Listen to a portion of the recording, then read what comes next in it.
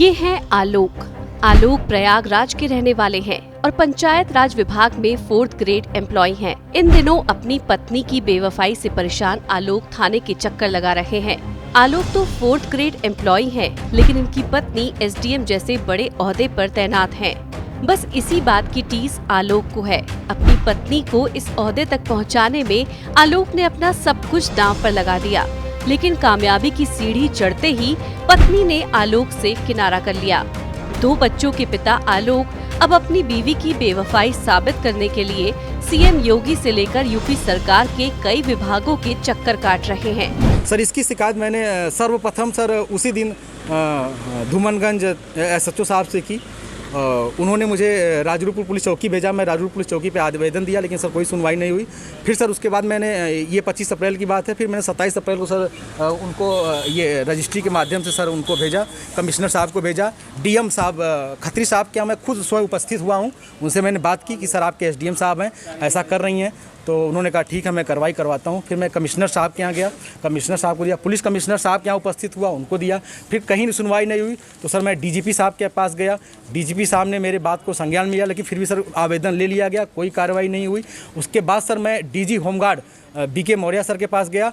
उनके यहाँ से मुझे सर कुछ उम्मीद की लौ दिखाई दी, क्योंकि उन्होंने मेरे आवेदन को तुरंत संज्ञान में लिया और टीम गठित कर दी है। DIG इलाहाबाद उसकी जांच कर रहे हैं। मुझे सर कुछ उम्मीद लग रही है कि मुझे कहीं न कहीं हो सकता है न्याय मिले और मेरी जान बच जाए। आलोक की शादी ज्योति से साल 2010 में हुई थी।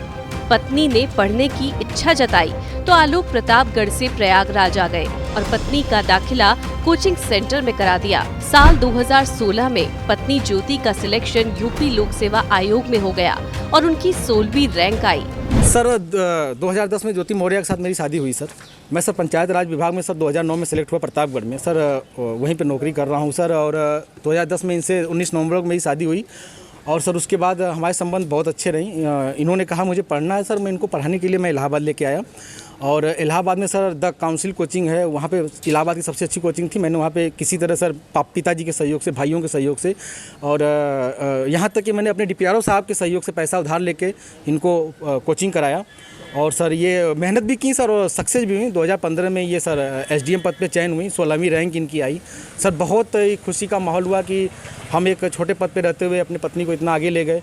वो भी बहुत खुश थी, पूरा परिवार खुश था। आलोक की माने तो इसके बाद से ही पत्नी के तेवर बदल गए और वो उससे दूरी बनाती रही। वहीं मई 2023 में पत्नी ज्योति, जो इस वक्त बरेली में SDM पद पर तैनात है, उन्होंने आलोक और उसके परिवार के खिलाफ दहेज उत्पीड़न का मामला दर्ज कराया है।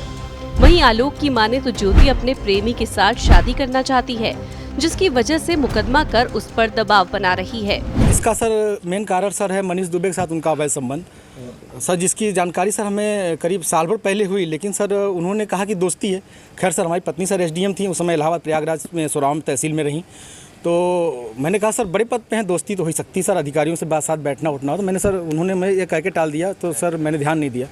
सर इसकी भनक सर मुझे उसका ये जो शक था वो विश्वास सर 22 फरवरी को हुआ, जब मनीष दुबे गाजियाबाद से चलकर सर मेरे आवास एलनगंज स्थित सरकारी आवास पे आया और इनके साथ एक साथ कमरे में मैंने इनको देखा अवैध संबंध बनाते हुए।